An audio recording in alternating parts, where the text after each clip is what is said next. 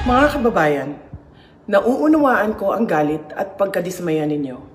Nauunawaan ko ang galit ng taong bayan sapagkat sa nakalipas na ilang buwan, bago pa man sumabog ang issue sa flood control, madalas na akong nakikipag-usap at nakikinig sa mga hinaing ng ating mga kababayang overseas Filipinos ukol sa transparency, accountability, peace, at security. Nauunawaan ko ang galit ng taong bayan dahil nasaksihan ko mismo kung paano minanipula ng House of Representatives ang budget ng Department of Education. Sa halip na sundin ang listahan ng DepEd upang matugunan ang malalang kakulangan sa classrooms, misulang ginawang pork barrel ang pondong nakalaan para sa kabataang Pilipino at pinaghati-hatian ng mga kongresistang malapit sa mga makapangyarihan. Pinili kong huwag sumali sa panggagago sa taong bayan.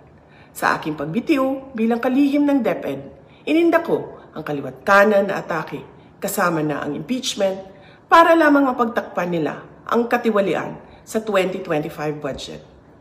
The President now faces a profound crisis of confidence, especially in the way these corruption investigations are being handled, which appear to lack both direction and resolve. We also seek clear answers on how a budget that deprived Filipinos of billions and billions of pesos was approved under his watch. Kaisa ako ng milyong-milyong Pilipinong nadismaya at nandidiri sa pamahalaang lulong sa insekuridad at walang kabusugang kasakiman. Ang karapatan nating magsalita at magpahayag ang sandigan ng demokrasya. Dapat itong pakinggan ng pamahalaan, hindi para isang tabi at baliwalain lamang. We Filipinos deserve better. Shukran.